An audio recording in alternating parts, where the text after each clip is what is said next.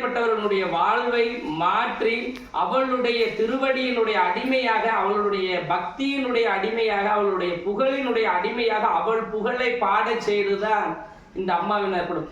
உலகமெங்கும் சக்திகளும் பீடங்களும் மகா சக்திகளும் உருவாகிதான் அருள் பாலித்துக் கொண்டிருக்கின்றன. ஆனால் சுயமாக எழுந்து தன் பக்தர்களுக்காக தானே ஆலயம் அமைத்துக் கொண்டு எண்ணிலடங்காத அற்புதம் நிறைந்த ஒரு மாசக்தி இரவில் தன் பக்தர்களை தன் மடியில் சாய்த்து அரவணைப்பு கொடுக்கக்கூடிய ஒரு தாயார்னா இந்த அம்மா. ரொம்ப கவலையா ரொம்ப அழுகுறவங்களுக்கு எல்லாமே ஒரு மாமருந்து. பொன் பொருள் பணம் இதை யாவது தந்தாலும் பாவம் தீருமோ தவிர தன்னுடைய கர்மாவினுடைய வழிகளினுடைய சந்தோஷத்தை நாம் அடைய முடியாதுன்னு சொல்லுவாங்க.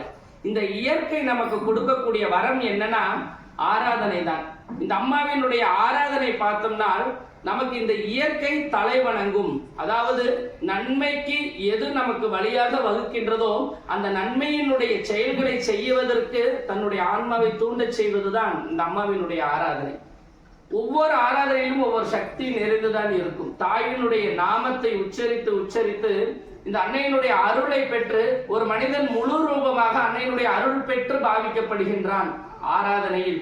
அந்த ஆராதனையே என் பக்தர்களினுடைய வலியை நீக்கக்கூடிய பெரிய சக்தியாக அமையும் சொன்னதுதான் இந்த அம்மாவினுடைய வாக்கு. இந்த தேவியினுடைய அற்புதமான ஆராதனை வருகின்ற 8ஆம் தேதி வெள்ளிக்கிழமை, 8வது மாசம் வெள்ளிக்கிழமை நடைபெறுது. எண்ணிலடங்காத பக்தர்களினுடைய அலைகளில் அன்னையினுடைய நாமத்தில் அன்னை தீச்சட்டி ஏந்தி அருள்வாக்க கூற இருக்கிறாங்க. எல்லா பக்தர்களும் வந்து அம்மாவினுடைய அருளை பரிபூர்ணமாக பெறணும்னு கேட்டுக்கிறோம். பால் அபிஷேகம் கொடுக்கக்கூடிய பக்தர்கள், அதாவது காரிய தடை நிறைய உள்ள பக்தர்கள், ஒரு இது செகண்ட் டாபிக்கை போட்டு